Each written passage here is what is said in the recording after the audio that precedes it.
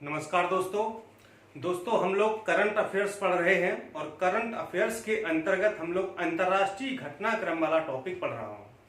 एक लेक्चर आपको इस पर मिल चुका है, एक नहीं बल्कि शायद 2 मिल गए आपको, ठीक है। और इसके अलावा एक लेक्चर आपको और मिलेगा, ठीक है। तो उसमें हम लोग देखेंगे कि जो भी अंतर्राष्ट्रीय स्तर पर जितनी भी घटनाएं घटित हुई हैं वो सारा का सारा आपको जो है मटेरियल उपलब्ध हो जाएगा, ठीक है। और हम जो करंट अफेयर्स आपको पढ़ा रहे हैं वो जून 2019 से लेकर के और अभी तक का करंट अफेयर्स पढ़ाएंगे, ठीक है। हालांकि देखिए मटेरियल तो काफी ज्यादा हो रहा होगा, है ना, नोट्स आपका बन रहा होगा, लेकिन आप ये जान लीजिए कि जो करंट अफेयर्स है ये अपने आप में एक विषय होता है, ठीक है।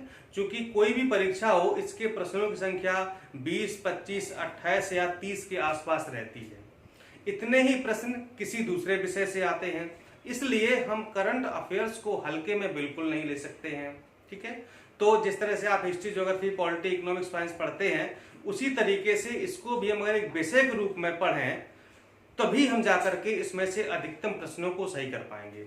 अगर आप ये सोचते हो कि हमको करंट वाला कोई ऐसा मैटर मिल जाए कि 2-4 दिन में तैयार कर लें और हम सारे प्रश्नों को हल करके आ जाएं, तो देखिए ये तो संभव नहीं है। करंट अफेयर्स पर भी हमको उतनी ही मेहनत करनी पड़ेगी जितनी कि हम किसी अन्य विषय पर करते हैं। इसलिए इसको भी लगातार आप पढ़ते रहिए, नोट्स बनाते रहिए, नोट्स बना के रखिए मत, उसको रिवाइज करते रहिए, ठीक है। हर 1-2 दिन पर उसको रिवाइज करते रहिए। धीरे धीरे क्या होगा कि आपको सारी चीजें क्लियर हो जाएंगी और वो सब याद हो जाएंगी।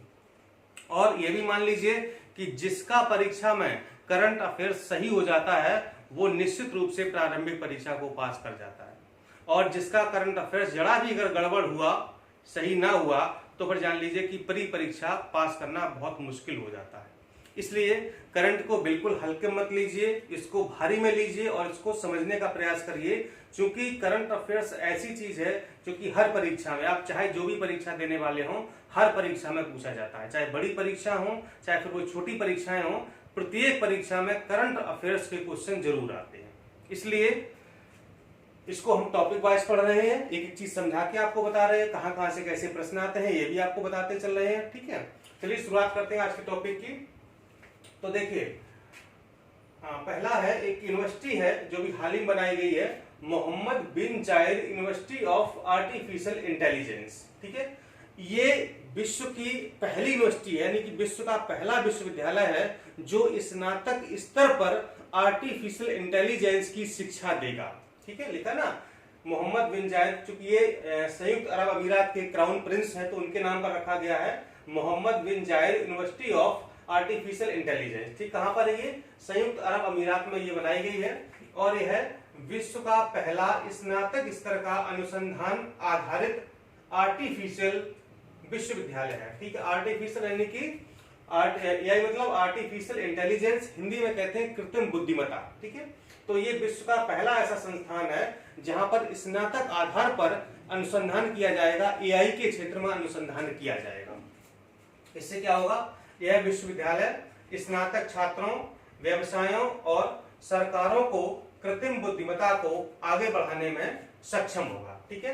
कहने का मतलब है कि विश्व का पहला विश्वविद्यालय है जहां पर आर्टिफिशियल इंटेलिजेंस की शिक्षा दी जाएगी, वो भी स्नातक स्तर पर, ठीक है। और जो भी शोध से अनुसंधान से संबंधित कार्य हैं वो इस विश्वविद्यालय में किए जाएंगे। कहां पर है? संयुक्त अरब अमीरात में है।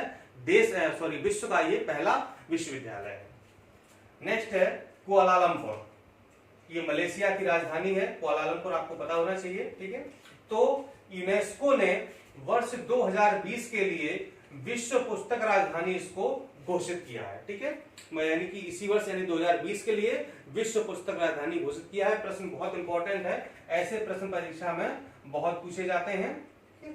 और ये 20वां शहर है जो कि विश्व पुस्तक राजधानी घोषित हुआ है, कुआलालंपुर। वर्ष 2000 में जो विश्व पुस्तक राजधानी थी वो संयुक्त अरब अमीरात का शहर था, एक शारजाह, ठीक है। तो शारजाह को 2019 के लिए विश्व पुस्तक राजधानी घोषित किया था यूनेस्को ने। नेक्स्ट है बेल्जियम की पहली महिला प्रधानमंत्री, ठीक है। बेल्जियम में हाल ही में एक महिला प्रधानमंत्री नियुक्त की गई हैं, वो बेल्जियम की प्रधानमंत्री बनने वाली प्रथम महिला है। तो बेल्जियम के किंग फिलिप ने सोफी बिल्मिस, उनका नाम है सोफी बिल्मिस, को अंतरिम प्रधानमंत्री नियुक्त किया, अंतिम नहीं है, अंतरिम प्रधानमंत्री इनको नियुक्त किया है। और इन्होंने यानी विल्मेस ने संसदीय बहुमत के बिना यह दायित्व ग्रहण किया, यानी कभी सिर्फ इनको नियुक्त किया गया है, ठीक है, यहाँ पर कुछ चुनाव वगैरह ऐसे नहीं हुए हैं, ठीक है। तो मतलब वहां के जो किंग हैं फिलिप, उन्होंने इनको नियुक्त कर दिया है, अपना कार्यभार उन्होंने संभाल लिया है। क्योंकि वहां पर एक कार्यवाहक वो प्रधानमंत्री थे तो उनको पद से हटा दिया गया है, अब इनको कार्यभार सौंपा गया है। अंतरिम प्रधानमंत्री हैं, अभी चुनाव नहीं हुए हैं, अगर चुनाव हो जाएंगे तो फिर ये अंतिम भी हो जाएंगे। इसी से रिलेटेड एक सवाल और है कि विश्व की सबसे कम आयु के प्रधानमंत्री कौन है, ठीक है। तो ये हाल ही में फिनलैंड की एक प्रधानमंत्री बनी जिनका नाम है सना मारिन, ठीक है, सना मारिन है।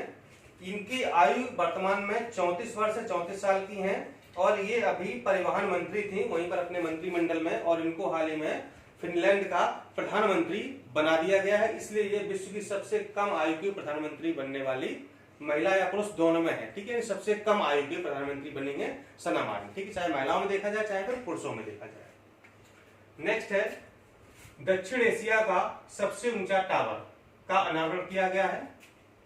कहां पर? ये श्रीलंका के कोलंबो शहर के मध्य में स्थित है।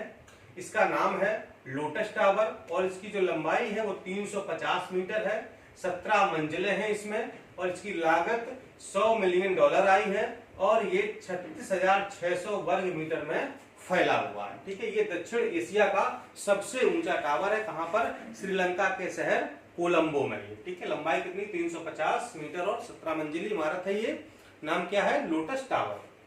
अगला है गुटनिरपेक्ष देशों का 18वां सम्मेलन, ठीक है। यानी कि जब आपको पता है कि जब द्वितीय विश्व युद्ध समाप्त हुआ था तो कुछ देश ऐसे थे जो कि अमेरिका में शामिल हो गए थे, कुछ देश ऐसे थे जो सोवियत संघ में शामिल हो गए थे, लेकिन कुछ देश ऐसे थे जो किसी भी ग्रुप में शामिल नहीं हुए थे, ठीक है। उसमें भारत भी है, भारत भी किसी ग्रुप में शामिल नहीं हुआ था। इसलिए ऐसे देशों को जो न तो अमेरिका में शामिल हुए थे ना ही यानी कि यूएसएसआर यानी कि पूर्व सोवियत संघ में शामिल हुए थे, तो ऐसे देशों को गुट निरपेक्ष देश कहा जाता है, यानी दोनों गुटों से वो अलग रहे थे, ठीक है। तो ये इनका एक जो है एक सम्मेलन हुआ है गुट निरपेक्ष देशों का। कहां पर हुआ है? ये अजरबैजान की राजधानी है बाकू। बहुत इंपॉर्टेंट प्रश्न ध्यान रखिएगा, अजरबैजान की राजधानी बाकू में ये संपन्न हुआ। कब? 25 से 26 अक्टूबर के मध्य संपन्न हुआ है। और इसकी थीम थी यानी इसका जो विषय था वो है समकालीन विश्व की चुनौतियों का समुचित और समेकित जवाब हेतु बांडुंग सिद्धांतों का पालन, ठीक है। समकालीन विश्व की चुनौतियों का समुचित और समेकित जवाब हेतु बांडुंग सिद्धांतों का पालन, ठीक है। थीम जरूर याद रखिएगा क्योंकि कभी कभी परीक्षा में थीम भी पूछी जाती है कि ये किस थीम पर आधारित था। और जो भारत से प्रतिनिधि गए थे वो थे एम वेंकैया नायडू, ठीक है। तो उपराष्ट्रपति हमारे हैं इस समय वर्तमान में वो श्री एम वेंकैया नायडू जी भारत के प्रतिनिधि थे, यानी कि मोदी जी नहीं गए थे, प्रधानमंत्री नहीं गए थे, ठीक है। ये भी पूछ लिया जाता है कि भारत का प्रतिनिधित्व इस सम्मेलन में किसने किया, या जो भी सम्मेलन होता है तो उसमें भारत का प्रतिनिधि कौन था, ठीक है। आप लोग सोचते हैं अमूमन प्रधानमंत्री जाते होंगे, ठीक है, ऐसा नहीं है। कभी कभी क्या होता है विदेश मंत्री चले जाते हैं, कभी कभी उपराष्ट्रपति चले जाते हैं, कभी कभी राष्ट्रपति चले जाते हैं। तो ये भी ध्यान देना है कि यहाँ पर भारतीय प्रतिनिधि वो उपराष्ट्रपति श्री एम वेंकैया नायडू जी गए थे। वर्तमान में इसके 120 सदस्य हैं और साथ ही 17 देश और 10 अंतर्राष्ट्रीय संगठनों को भी पर्यवेक्षक का दर्जा दिया गया है, ठीक। अगला है 11वां ब्रिक्स शिखर सम्मेलन, ठीक है। आपको बता दो ब्रिक्स में कितने देश शामिल हैं? इसमें 5 देश शामिल हैं, ब्राजील, रसिया, इंडिया, चाइना और साउथ अफ्रीका, ठीक है। ब्रिक्स ये 5 देशों का एक संगठन है। इसका सम्मेलन हाल ही में हुआ है, ब्राजील के शहर ब्राजीलिया में हुआ है, 13 से 14 नवंबर के मध्य हुआ है। इसकी थीम क्या थी? अभिनव भविष्य के लिए आर्थिक वृद्धि। अभिनव भविष्य के लिए आर्थिक वृद्धि इसकी थीम थी, इसका विषय था। इसकी अध्यक्षता ब्राजील के प्रधानमंत्री जेयर बोल्सोनारो ने की थी और भारत से प्रतिनिधित्व किया था प्रधानमंत्री श्री नरेंद्र मोदी जी ने। मोदी जी गए थे इसमें और इस पर जो चर्चा हुई थी वो हुई थी व्यापार, निवेश व आतंकवाद निरोधी उपायों पर विशेष रूप से चर्चा की गई कि व्यापार को यानी कि इन देशों के मध्य व्यापार और निवेश को कैसे बढ़ावा दिया जाए, साथ ही जो देश आतंकवाद से पीड़ित हैं तो वहां पर जो है आतंकवाद को कैसे रोका जाए, इसलिए इस पर भी चर्चा की गई थी। और जो 12वां ब्रिक्स का सम्मेलन 2020 में होगा वो रूस में होगा, रूस के शहर सेंट पीटर्सबर्ग में संपन्न होगा 2020 में, यानी कि अगला वाला। नेक्स्ट है 35वां आसियान शिखर सम्मेलन। ठीक है, ये 31 अक्टूबर से 4 नवंबर 2019 के मध्य हुआ है। ये बैंकॉक थाईलैंड में संपन्न हुआ है। इसकी थीम थी स्थिरता के लिए भागीदारी को आगे बढ़ाना। ठीक है, स्थिरता के लिए भागीदारी को आगे बढ़ाना। इसकी अध्यक्षता की है थाईलैंड के प्रधानमंत्री प्रयुत चान ओ चा ने। क्या नाम है? प्रयुत चान ओ चा ने, जो थाईलैंड के पीएम है, उन्होंने इसकी अध्यक्षता की है। भारत से प्रधानमंत्री श्री नरेंद्र मोदी जी शामिल इसमें हुए थे।